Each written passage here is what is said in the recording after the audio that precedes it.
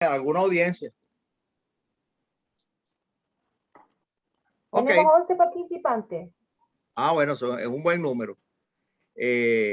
Bueno, aquí tenemos hoy en día al profesor Pedro Jara, doctor en economía de la Universidad de París y doctor en matemática de la Universidad de Chile. Es nuestro vicedecano de investigación.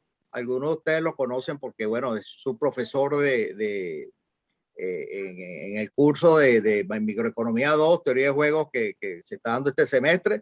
Pedro, bueno, ya él llegó más o menos al departamento, creo que un poquito, unos pocos meses después que yo. Es una gran adquisición y es un gran activo de nuestro departamento, una de las personas que hace más investigación más activa, es una persona muy rigurosa en cuanto a su pensamiento lógico y a su forma de ver las cosas, lo cual le representa un gran, pues, por supuesto, representa un gran activo para el departamento y para la universidad. Y le da un gran potencial como publicador y experto en su área de conocimiento principal, que es la teoría de juegos aplicadas fundamentalmente a la economía. Bueno, con ustedes le dejo entonces al doctor Pedro Jara, para que les hable sobre la efficiency entry in Cournot Games, o sea, la entrada eficiente en juegos de Cournot globales. Bueno, con ustedes, Pedro. Muchas gracias, José, por tus palabras tan amables. Bien, buenas tardes. Mi presentación, el título que envié era Selección de equilibrios, ¿verdad?, en juegos de entrada, el enfoque de juegos globales, ¿verdad? Entonces, lo que yo voy a mostrarles hoy tiene que ver con juegos de entrada, en juegos de Cournot. Eso quiere decir la decisión de firmas de entrar o no a competir, ¿verdad? Y lo voy a motivar mostrando que en este juego, en el juego de decidir entrar o no, puede haber múltiples equilibrios y que usando el enfoque de juegos globales uno puede argumentar que el equilibrio que se selecciona es, entre comillas, el más eficiente, ¿sí? Pues, todo eso va a quedar bastante preciso en la presentación. Tengo algunas preguntas abiertas que no alcancé a escribir en las diapositivas y que son parte de mi proyecto de Fondesit vigente que partió este año. Así que si hay estudiantes interesados en tal vez trabajar algún tema relacionado, tenemos este semestre para conversar y ver si el próximo año podemos tal vez tener un tema de tesis para trabajar en el magíster, ¿ya? Bien, entonces lo que les voy a mostrar es parte de una línea de investigación que llevo con Rodrigo Harrison, que está ahora en la Universidad Adolfo Ibáñez, pero ya no está en la Facultad de Ingeniería, ahora está en la Escuela de Negocios. Y con Rodrigo tenemos ya 2 artículos publicados y estamos escribiendo el tercero, en que hablamos del tema de juegos globales, que voy a tratar de explicar acá bien de qué se trata en una parte de la presentación, pero es básicamente lo que presenté el año pasado. Para los que vieron mi presentación del año pasado en el magíster, el año pasado yo hablé de juegos globales con sustitutos estratégicos, ¿sí? Y con Rodrigo justamente lo que publicamos en este tema fue demostrar que para ciertos juegos, usando el enfoque de juegos globales, uno podía seleccionar un único equilibrio. Entonces la gracia es que en estos tipos de juegos de entrada, ese equilibrio que uno selecciona cuando aplica juegos globales se traduce en un equilibrio, entre comillas, eficiente. Entonces, y todo eso lo voy a dejar ahora de manera bien precisa, bien clara para ustedes, espero. Bien, entonces, en la presentación voy a partir motivando la pregunta, luego voy a presentar el modelo, o sea, en qué consiste nuestro modelo de juego de Cournot, juego de entrada en Cournot.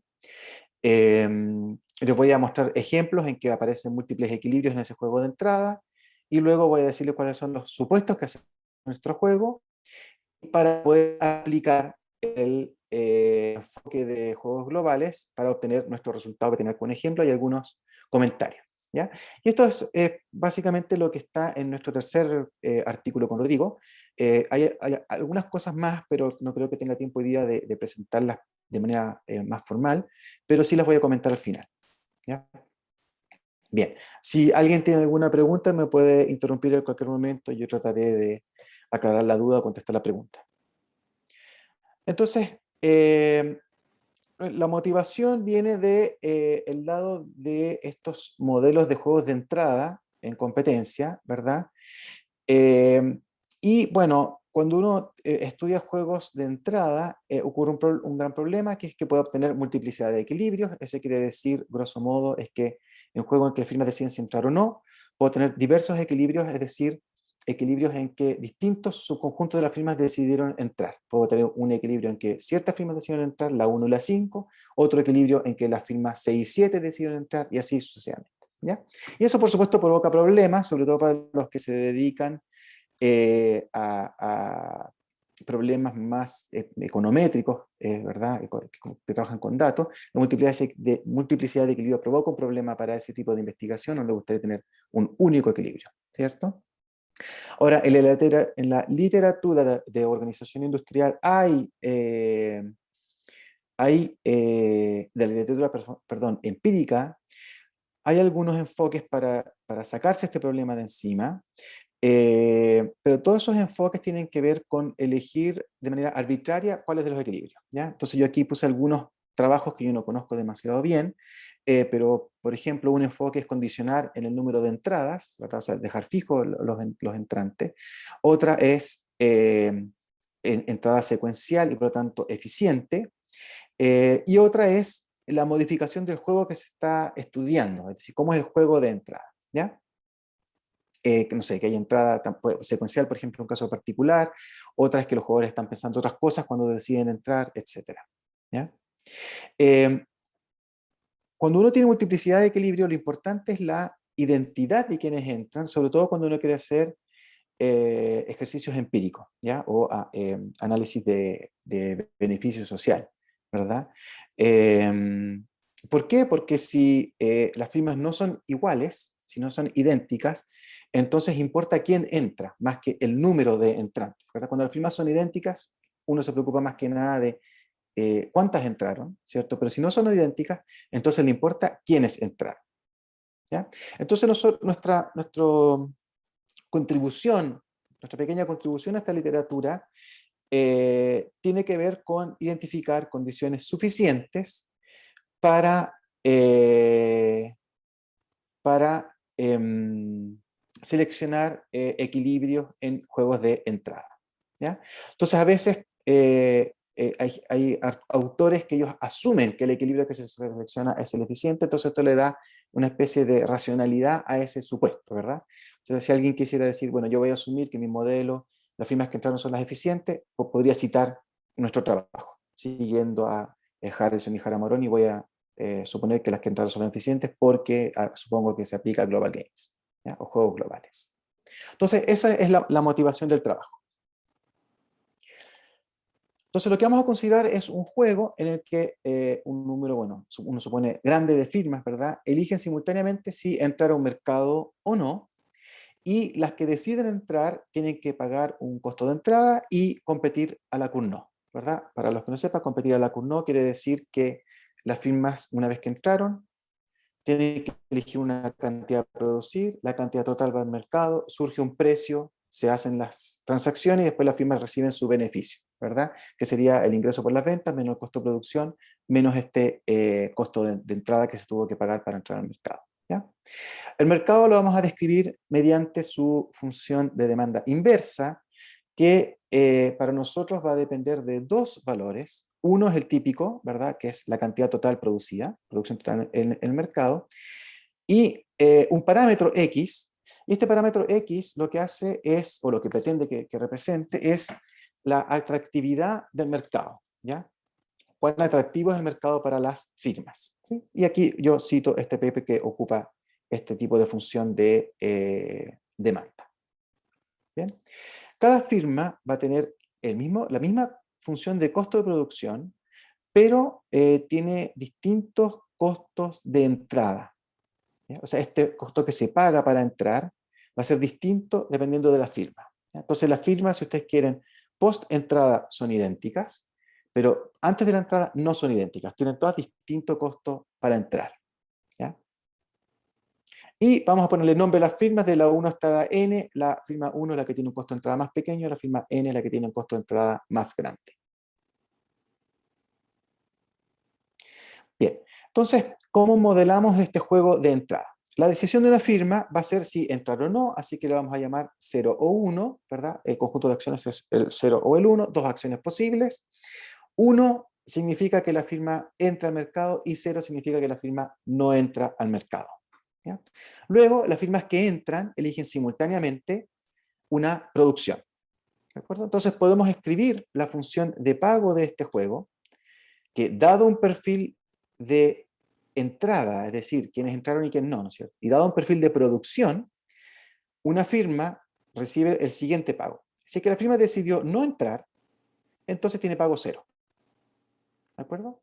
Ahora, si decidió entrar, entonces tiene que pagar el costo de entrada y adentro va a competir a la CUN no, ¿verdad? Todas las firmas deciden cuánto producir, así que hacemos esta suma, donde aquí estamos sumando para generalizar el pago, ¿verdad? Cuando el A vale 0, quiere decir que la firma no entró, así que el Q que elige da exactamente lo mismo.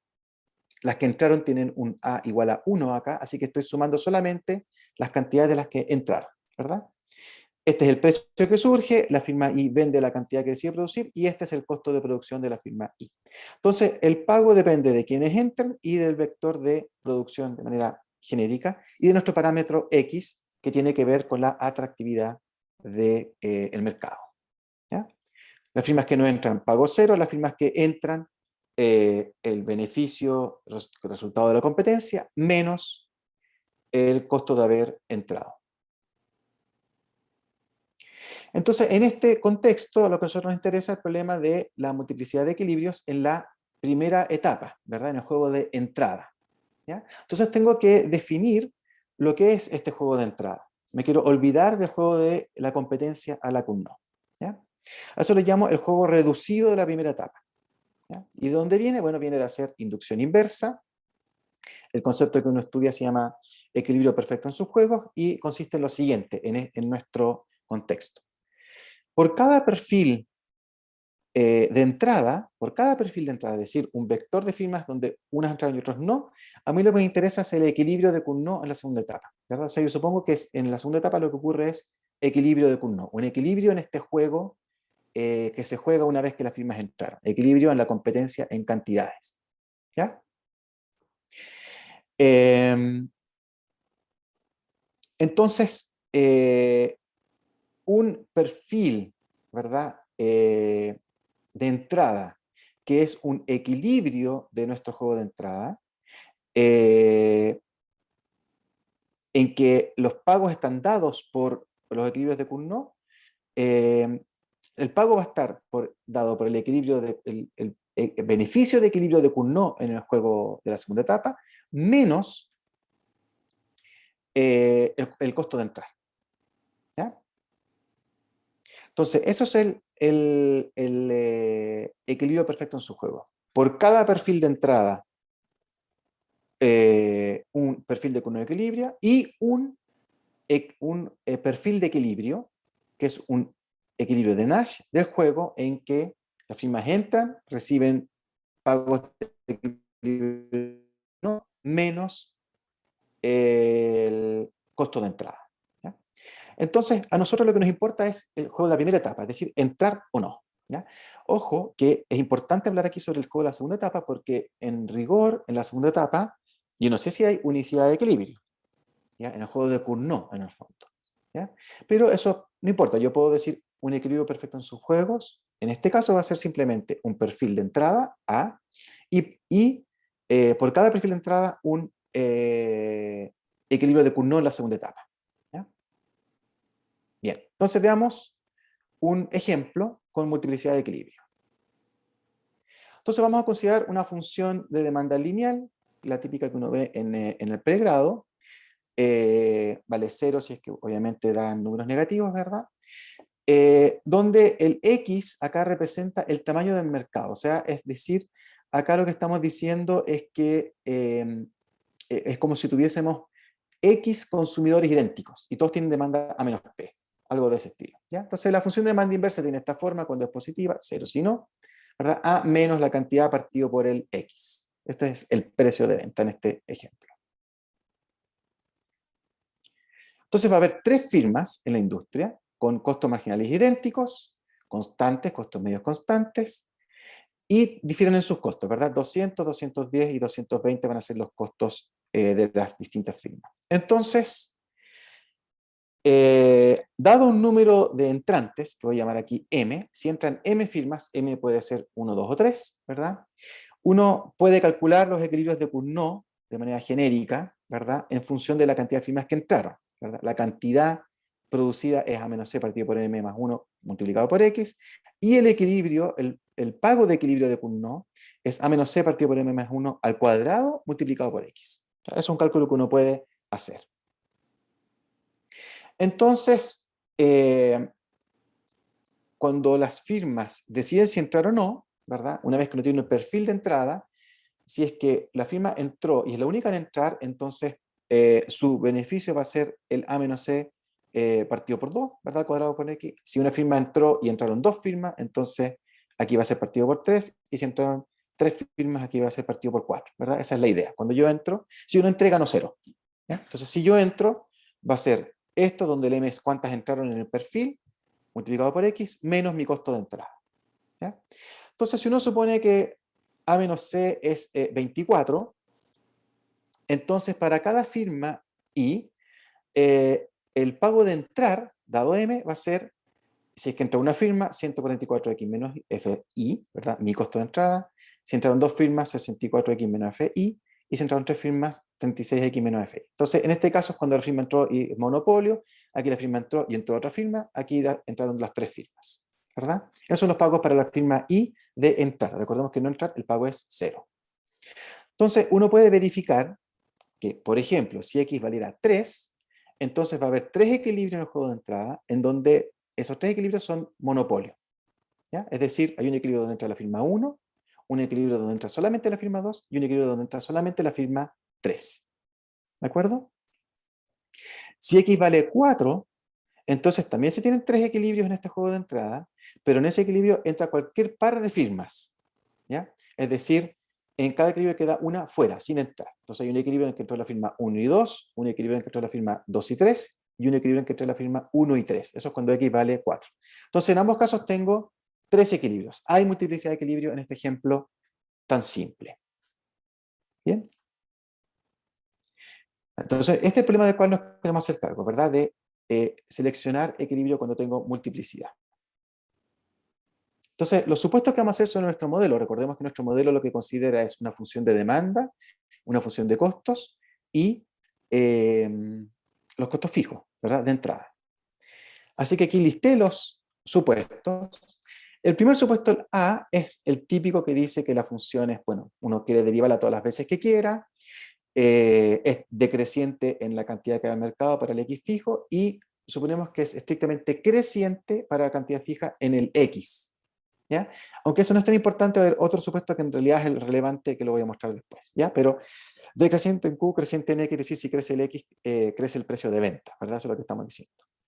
Después, sobre la función de costos, diferenciable 2 veces y no decreciente, lo típico, ¿verdad? Función de costo creciente, nada particular. Y el supuesto C y D sí son importantes para lo que nosotros queremos hacer. Entonces, el C lo que dice es que se tiene esta propiedad sobre derivadas cruzadas, ¿ya? Aquí lo que dice es menos la derivada de P, recordemos que P es decreciente, así que este es un número positivo, más la segunda derivada del costo, y esto es una manera distinta de escribir lo que produce la firma I, ¿verdad? Aquí estoy escribiendo la cantidad total menos el total de lo que producen las otras firmas. Entonces, una manera distinta de escribir lo que produce la firma I. ¿Ya? Estoy escribiendo esto en términos de la cantidad total y la cantidad que producen las otras firmas, asumiendo que esa cantidad total que producen las otras firmas es más chica que la cantidad total. Entonces, esto es lo que produce la firma I. Y el supuesto que estoy haciendo es que menos la derivada de P, evaluada la cantidad total, más la segunda derivada del costo, evaluada la cantidad que produce la firma I, esa suma es positiva. ¿Ya? Y por último, asumimos que la demanda es log cóncava en Q, para todo X en R. Entonces, ustedes dicen, bueno, ¿de dónde salieron estos supuestos? El 1A lo saqué del paper que mencioné anteriormente, pero también aparece en Amir y Lapson, y los supuestos 1B hasta 1D están en este paper de Amir y Lapson. Una observación, si es que uno hace el típico supuesto de que la función de costos es convexa, ¿sí? Entonces esto se tiene, ¿ya? Porque este numerito sería positivo, suponemos que la demanda es decreciente con signo menos da positivo, estaría sumando dos números positivos, ¿ya? Entonces el caso típico en que uno asume función de demanda convexa, básicamente beneficios cóncavos, satisface nuestras hipótesis, ¿ya? Entonces aquí estamos permitiendo otros casos que no sean el típico, ¿ya? Y bueno, en el paper de Emil Lapson uno puede ver que efectivamente hay otros casos y por tanto es relevante hacer estos supuestos, ¿ya? Pero si uno piensa en los supuestos típicos, se cumplen los supuestos que estamos haciendo acá, ¿ya? Entonces, ¿cuál es la gracia de hacer este supuesto, el supuesto 1? La gracia es la siguiente. Para cada perfil de entrada existe un único equilibrio de Cournot, ¿ya? En el juego de Cournot que sigue a este perfil de entrada. Entonces eso es bueno porque nos permite definir nuestro juego reducido. Existe un único equilibrio de Cournot. Segundo, el equilibrio simétrico, es decir, todas las firmas producen lo mismo una vez que entraron. Y tercero, el equilibrio depende solamente de X y de la cantidad de firmas que entraron, por la simetría, ¿verdad? No depende de quién entró, el equilibrio de Cournot, ¿verdad? El equilibrio de Cournot no depende de quién entró. Y eso tiene que ver con la simetría de las firmas y los supuestos que hemos hecho, ¿ya? Bien, entonces con eso podemos definir un juego de entrada que llamamos juego de entrada reducido, ¿verdad? Entonces, bajo nuestro supuesto sabemos que hay un único equilibrio de Cournot, ese equilibrio de Cournot entrega un pago que depende solamente de m y de x, así que voy a llamarle pi c de Cournot, pi Cournot, a los beneficios de una firma cuando entraron m firmas en total al mercado y el parámetro es x. ¿Ya? Entonces, bajo nuestro supuesto 1, sabemos que esta función pi Cournot m, x es continua en x y además, muy importante, es decreciente en la cantidad de firmas que entran al mercado, ¿ya? Que es algo que uno asume siempre, ¿verdad? Que los beneficios de Cournot son decrecientes en la cantidad de firmas que entran al mercado, pero aquí lo que pusimos fueron los mínimos supuestos que permiten obtener ese resultado, ¿ya? Y todo esto está hecho en este paper de Amir y Lapson. Entonces, las firmas que entran van a obtener este beneficio en el subjuego, ¿verdad? Y por lo tanto, podemos definir ahora el juego reducido de entrada bajo el supuesto 1, ¿sí? Tenemos que usar el supuesto 1 para poder definir el juego reducido de entrada de la siguiente manera, ¿verdad? Este juego depende solamente de A, ¿verdad? Ahora en este juego las firmas eligen si entrar o no, punto, nada más. Si es que las firmas entran, entonces reciben el beneficio de equilibrio de Cournot. Aquí lo que estoy haciendo es sumar los a sub i, así que esto me dice cuántas firmas entraron, ¿cierto? Menos el costo de entrada, ¿verdad? Y si no entran, ganan 0. Esos son los beneficios en el juego de entrada. Y ahora hacemos nuestro segundo supuesto que nos va a permitir obtener nuestro resultado. Entonces, el segundo supuesto, el primero de los segundos supuestos es lo que yo les mencioné antes, ¿verdad? Vamos a suponer que para cada m, esta función, el beneficio de equilibrio de Cournot, es estrictamente creciente en X. Eso quiere decir que X representa cuán atractivo es el mercado, ¿verdad? Mientras más grande X, más atractivo es el mercado, porque los beneficios de equilibrio de las firmas crecen, ¿ya? Con M fijo. Y el segundo supuesto que vamos a hacer, que aquí tal vez no se entienda muy bien, pero yo lo voy a explicar en palabras, es que existen unos números, k barra abajo I y k barra arriba I, tales que si el parámetro X es muy chico, más chico que k barra abajo ahí, entonces no entrar es estrictamente dominante en el juego reducido para la firma I, Y si X es muy grande, entonces entrar es estrictamente dominante en el juego reducido para la firma I. ¿En qué se reduce esto? Esto quiere decir que si X es muy pequeño, más chico que todos estos casos I, entonces hay un único equilibrio en el juego de entrada en que ninguna firma entra, y ese equilibrio es en estrategias dominantes, es decir, sin importar lo que hagan los otros, las firmas no van a entrar. ¿Ya? Similarmente, si X es muy grande, hay un único equilibrio en que todas las firmas entran. ¿Ya? Y esa acción, cuando X es muy grande, a las firmas en realidad le da lo mismo si las otras entran o no, las firmas van a decir entrar, de todas maneras, porque si X es gigantesco. ¿Ya? Eso es lo que dice el supuesto B. Bien, entonces, resumiendo, lo que tenemos es un juego en que n firmas, donde n es un número grande de firmas, ¿verdad? Tienen que decidir simultáneamente si es que entran o no a un mercado. ¿Ya? En el mercado compiten a lo que un no y saben que va a haber un único equilibrio, así que saben que si entran van a recibir el beneficio de equilibrio del juego de un no. Lo que no saben es cuántas firmas entraron. ¿Ya? Si el mercado es muy atractivo, entonces todas las firmas van a entrar en equilibrio, y si el mercado es para nada atractivo, entonces en equilibrio ninguna firma va a entrar. ¿Ya? Y para valores intermedios de X, bueno, subconjuntos de firmas pueden entrar en equilibrio. No sabemos si para cada X ese subconjunto es único, ¿verdad? Esa es justamente la parte que no sabe. Yo les mostré en el ejemplo que para ciertos valores de X habían varios equilibrios. En el ejemplo que yo les mostré habían 3 equilibrios para cada valor de X que les mostré, 3 y 4. ¿Ya? Esa es la situación en la que nos encontramos. Entonces veamos el ejemplo que vimos recién y verifiquemos los supuestos. ¿Ya? Entonces recordemos que tiene nuestra función de demanda inversa, que era A menos Q partido en X. Teníamos 3 firmas y A menos C era 24. Los costos de entrada eran 200, 210 y 220. ¿Ya? En el equilibrio de Q no, los pagos eran, cuando entraban M firmas, 24 partido por N más 1 al cuadrado por X. Así que vemos que las firmas, los pagos de equilibrio de las firmas crecen con M, ¿verdad? Perdón, decrecen con M, son crecientes en X. ¿Cierto? La función de demanda es decreciente, de demanda inversa, perdón, creciente en X. La función de costo satisface las propiedades porque es costos marginales y medios constantes, así que se tiene. Y si se fijan, la única condición extraña sería la de las derivadas cruzadas, ¿verdad? Esa menos P' más C2', en este caso C2' es 0. Así que importa menos P' y el menos P' es un número positivo, así que se cumple que eso es positivo. Y lo otro que se pedía era que la función de demanda fuera los cóncava, que si la función de demanda es cóncava lo cumple. En nuestro caso la función de demanda es lineal en la parte relevante, así que se cumple nuestro supuesto, así que los supuestos 1 y 2 aquí se satisfacen. ¿Ya? Las funciones son trivialmente continuas en el X. Así que en nuestro ejemplo se satisfacen los supuestos 1 y 2.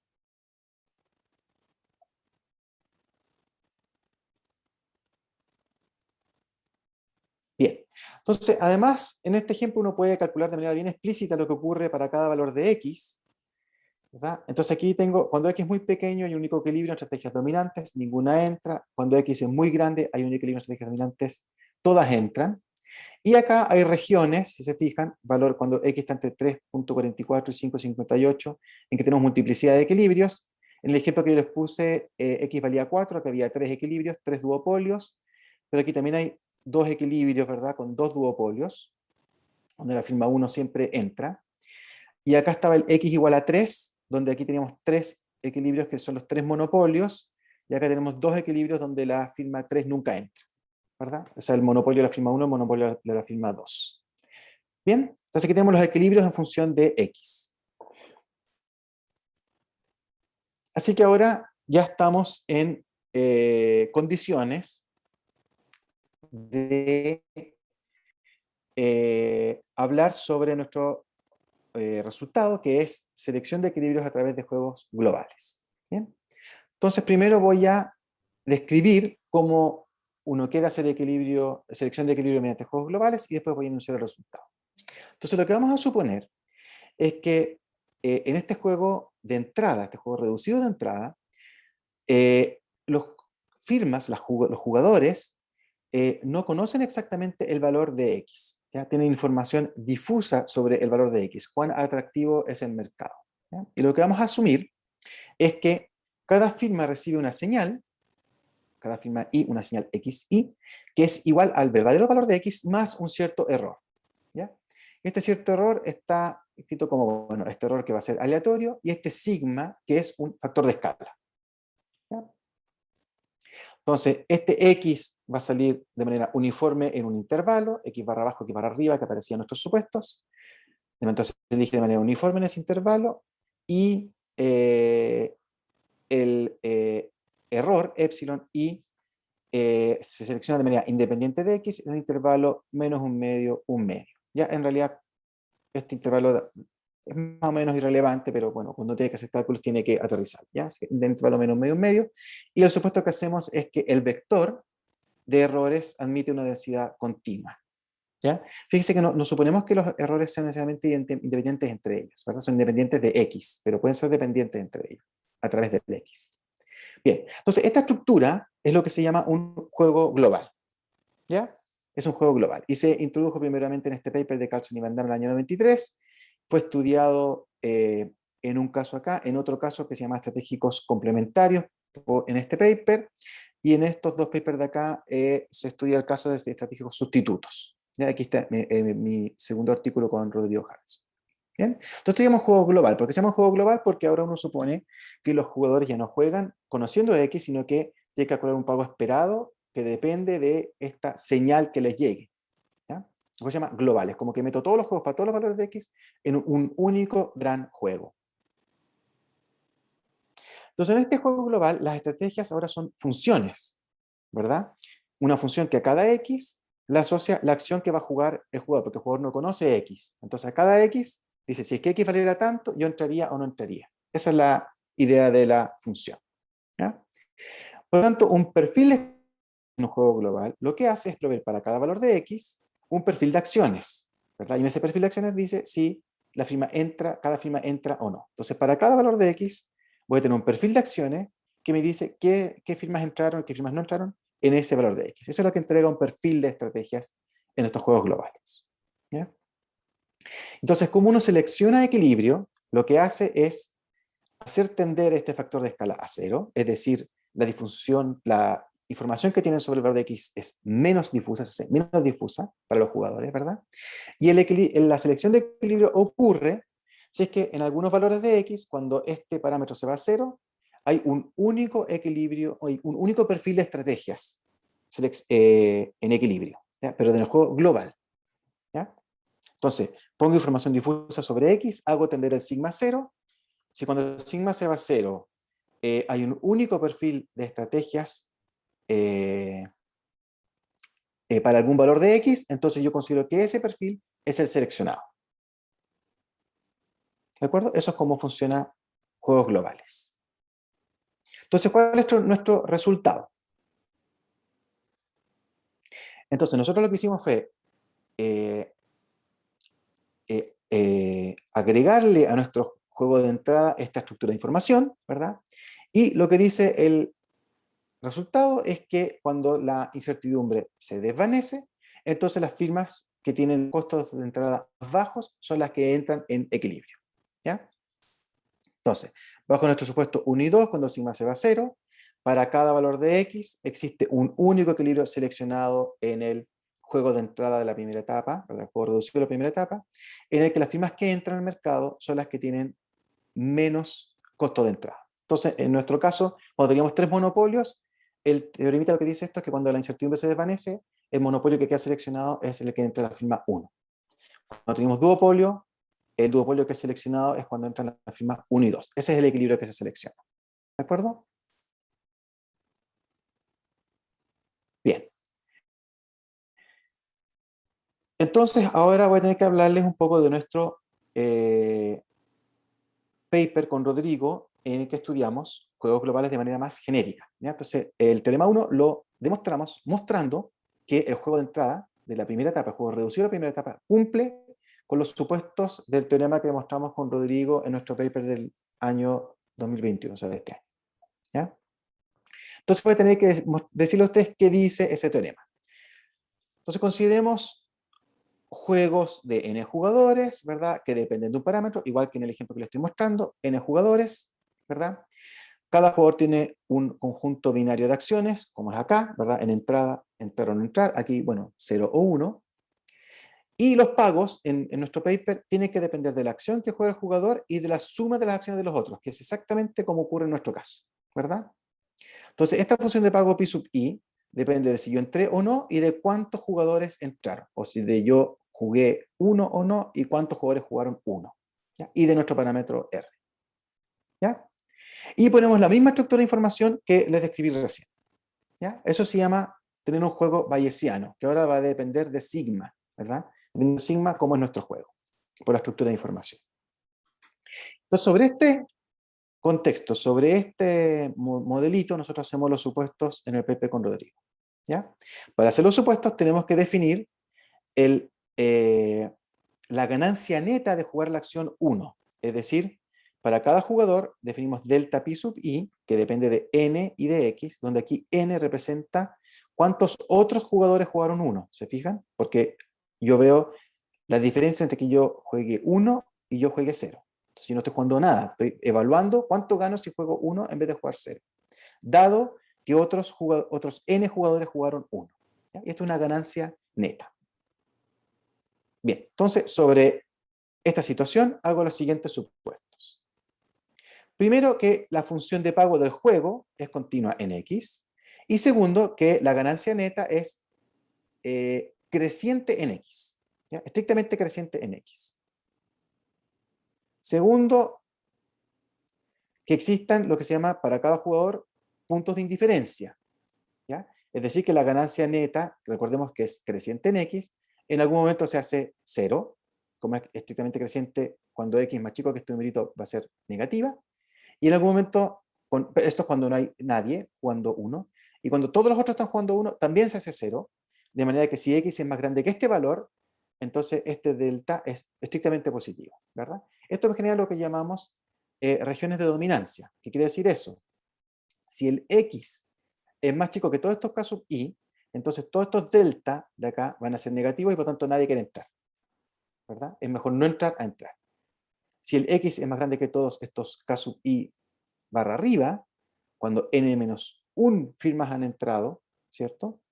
Entonces todos van a querer entrar, ¿verdad? Sin importar, en realidad todos van a querer entrar. Todos estos son positivos, así que todos van a querer entrar. Entonces es análogo al supuesto que hicimos nosotros sobre el juego de entrada, ¿verdad? Que si el mercado era muy atractivo, todos querían entrar; si el mercado no es atractivo, nadie quiere entrar.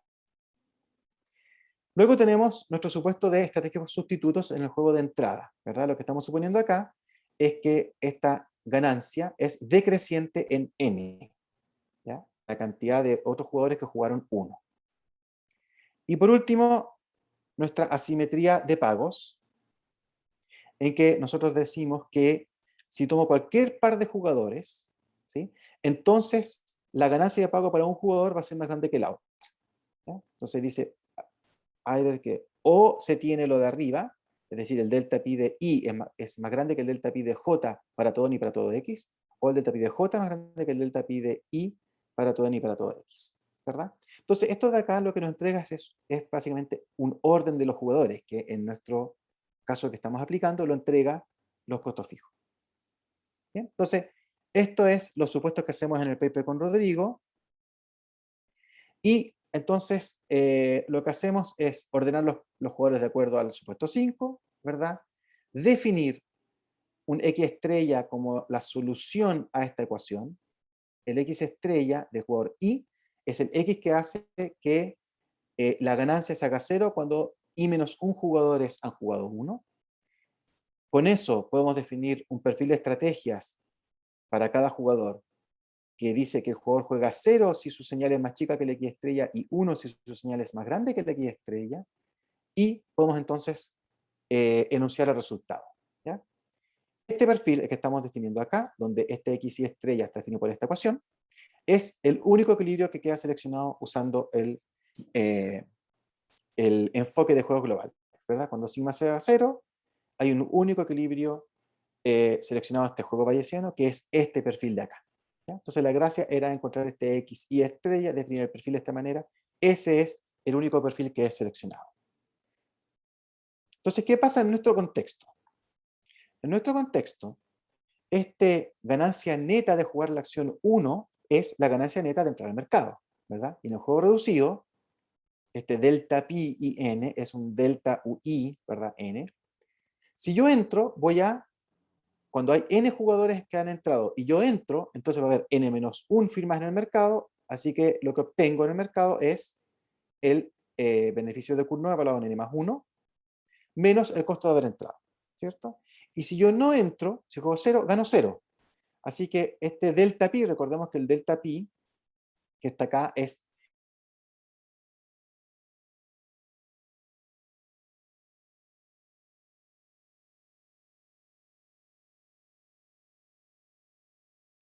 entonces, cuando n firmas entran al mercado, entonces en el mercado, si es que yo decido entrar, va a haber n+1 firmas, que es lo que aparece acá.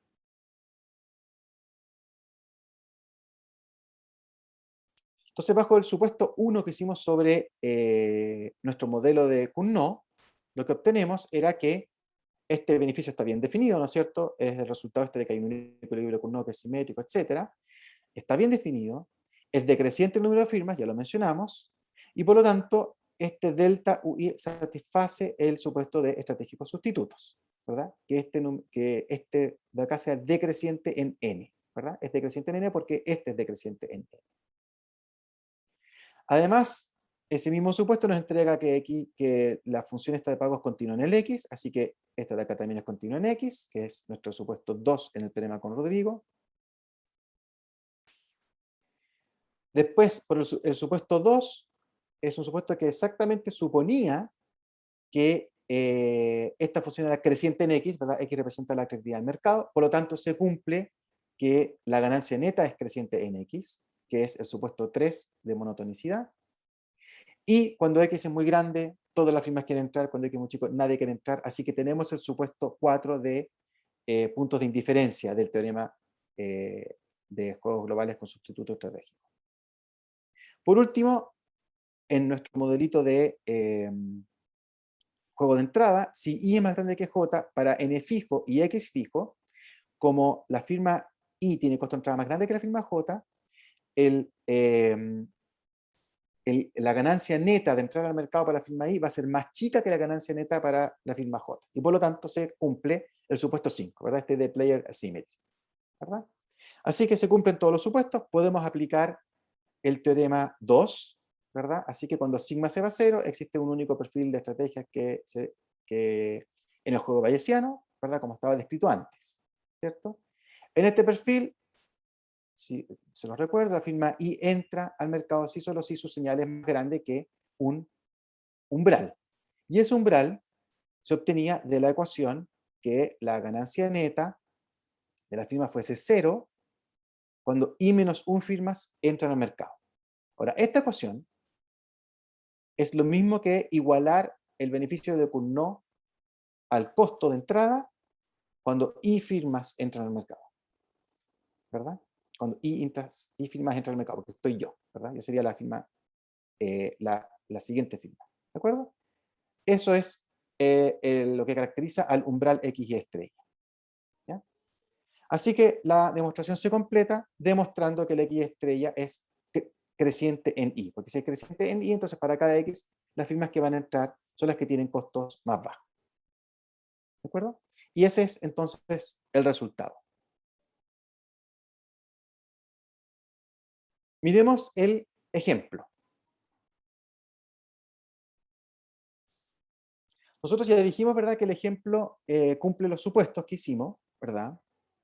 Así que sabemos, ¿verdad?, que el enfoque de juegos globales entrega un único equilibrio, ¿verdad?, en que las firmas con costos de entrada más bajos son las que entran al mercado. La pregunta es, bueno, ¿cuáles son las firmas que entran? Para eso tenemos que saber cuál es X, ¿no es cierto? Nos damos un X y decir, bueno, ¿cuáles son las firmas que entran dado X? ¿Ya? Eso es lo que estamos haciendo acá. Para saber cuáles son las firmas que entran, miramos a la ecuación 7, que es esta que está acá, ¿cierto? En el ejemplo ya calculamos cuánto valía el beneficio de equilibrio de Cournot, vale 24 partido por I más 1 al cuadrado por X estrella, y lo que hacemos es despejar X y estrella. Así que este es el valor de X y estrella, ¿cierto?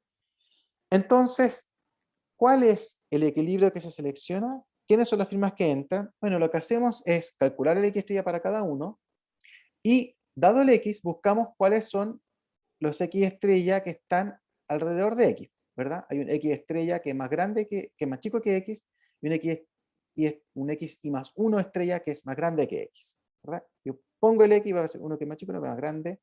Entonces, una vez que ubique a los X estrella en torno al X, voy a saber que la firma 1 hasta la I entra en el mercado en equilibrio, ¿verdad? Porque la estrategia dice que juegan 1, y las firmas I más 1 hasta la N no entran, porque la estrategia dice que juegan 0. ¿De acuerdo? Entonces, por supuesto, tenemos un caso, entre comillas, dramático, que es el caso en que el X calce justo con el X estrella, ahí no podemos decir nada. Por eso el teorema decía essentially unique, ¿verdad? Es único, salvo en estos valores X y estrella, ahí no podemos hacer selección, ¿ya? Pero esos son n valores, ¿verdad? De infinito posibles valores del X. Bien. Entonces, ya se me está acabando el tiempo. En el ejemplo, si le ponemos numeritos al ejemplo, teníamos F1 200, F2 210, F3 220. Uno puede calcular los umbrales, ¿verdad? Que es simplemente ponerle números acá a esto, perdón, le ponemos números a esto. 1,3, 3,3, 6,11, así que los equilibrios seleccionados serían cuando X es muy chico, nadie entra, cuando X es muy grande, todos entran, ya lo sabíamos, y en los valores intermedios de X entran solamente la firma 1 y 2, en valores más pequeñitos, pero intermedios de X entra solamente la firma 1, ¿verdad? Entonces lo que logramos decir acá es cuál es el equilibrio seleccionado para cada valor de X, ¿cierto? X1 es 1, X1 estrella es 1.3, X2 estrella es 3.3, X3 estrella es 6.11. Bien. Entonces, algunas observaciones que quiero hacer. Una pregunta obvia que uno se puede hacer es si el número de firmas que entra al mercado bajo libre entrada coincide o no con lo que un planificador central hubiese elegido, ¿verdad? Esa pregunta está respondida para el caso simétrico. En nuestro caso asimétrico es importante saber quiénes entran, ¿verdad?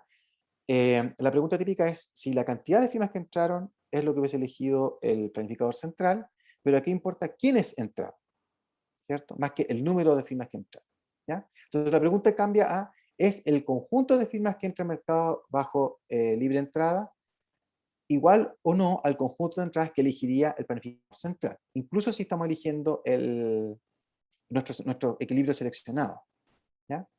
Entonces, en el paper también nos lo mostré acá, obtenemos un resultado similar a los que aparecen en estos dos papers, que tiene que ver con la cantidad de firmas, que dice que la libre entrada lleva a un número excesivo de entrantes en equilibrio, ¿ya? Siempre que aparezca este business stealing effect, ¿ya? Este business stealing effect es que las cantidades de equilibrio sean decrecientes en el n, pero la cantidad total sea creciente en el n.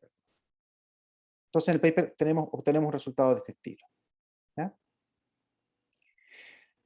Otra observación es que el teorema 1 que nosotros aplicamos en realidad se puede aplicar a cualquier juego de entrada entre firmas que tengan costos distintos, salvo eso sean simétricas, en que los beneficios de equilibrio en la competencia satisfagan, primero, que sean decrecientes en M, y que sean crecientes en actividad. Ahora, por definición de actividad tiene que ser creciente, así que en realidad es que sea decreciente en M. Nosotros lo que hicimos fue poner los supuestos para obtener que fuese decreciente en M y que se pudiera definir el equilibrio en el subjuego de Cournot, ¿verdad? Pero en realidad se puede aplicar a cualquier juego de entrada que satisfaga estas dos condiciones, ¿ya? Los otros supuestos vienen de cómo es la competencia, ¿cierto? Hay un supuesto que es técnico, continuidad, otro supuesto que dice que si el mercado es muy atractivo, todas entran, si son atractivos, nadie entra, también tiene que ver con así son los mercados, ¿verdad? Entonces lo más importante es esto, estratégicos sustitutos, básicamente, ¿ya? Y en el paper proveemos algunos modelitos clásicos en que se cumple esto y por lo tanto podemos aplicar nuestro teorema 1 en Harrison y Hanabaroni, que es el teorema 2 en esta presentación.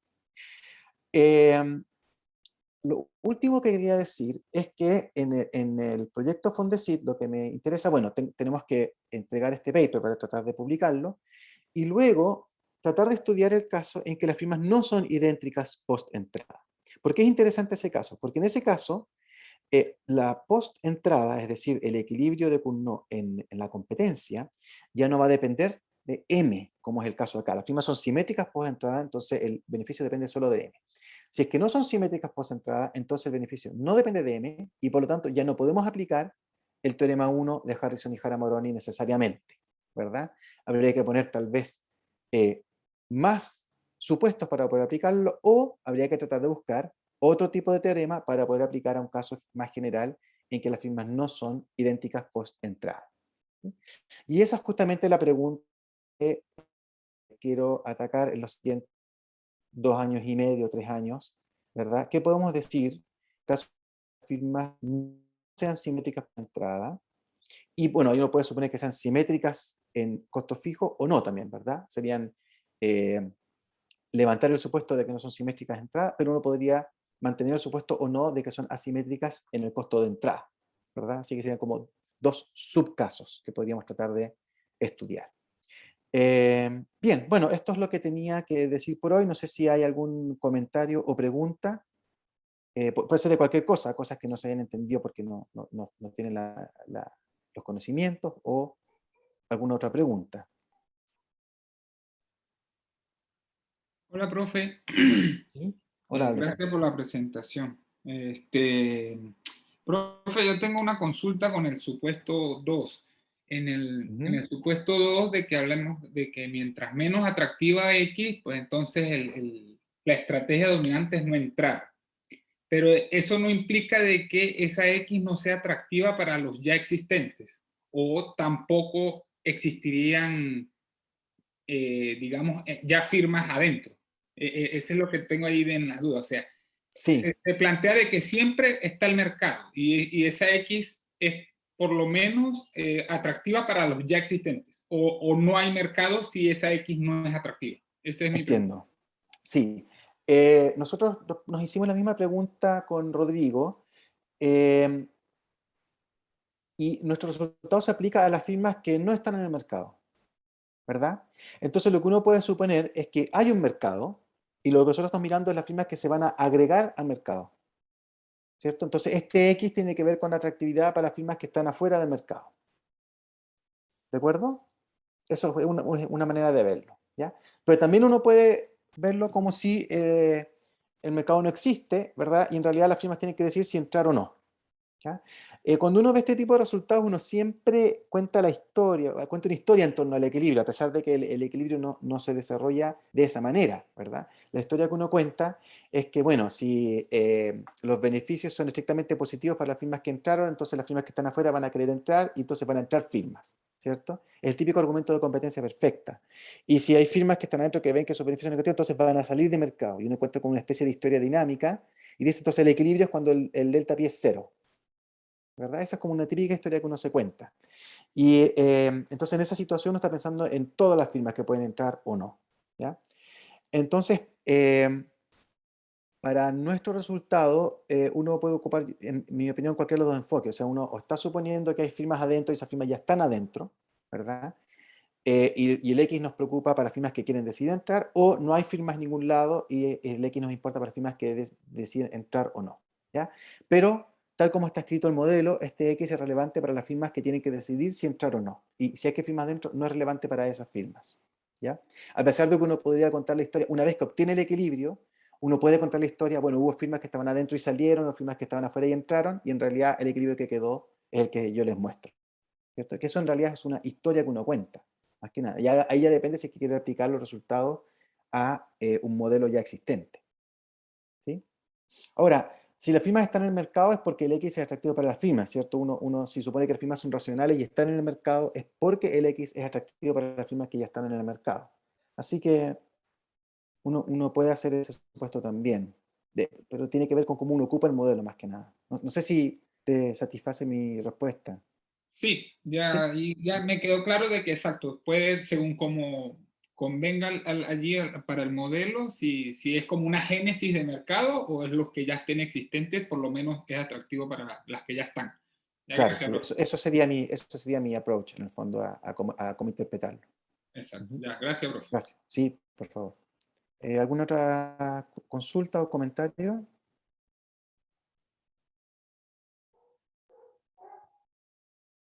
Bien, bueno, les agradezco por haber asistido a la presentación, espero no haberlos aburrido demasiado, que no haya sido demasiado denso. Y bueno, si hay algún interesado en tal vez trabajar temas de este estilo, eh, entrando al caso de firmas distintas probablemente, ¿verdad? Firmas asimétricas, puede contactarme y vemos si tenemos alguna pregunta interesante para una tesis de magíster. Muchas gracias. Profesor, te quiero dar las gracias a nombre del programa y del departamento por haber participado con nosotros nuevamente. Espero Muy bien, muchas poder gracias por la tenerlo invitación. nuevamente el próximo semestre también. Es Ujú. interesante esto para los alumnos. Así que muchas gracias. Muy bien, pues, encantado.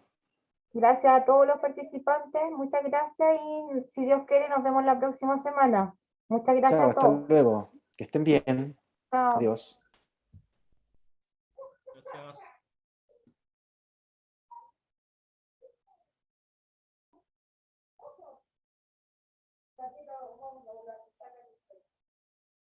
Por favor.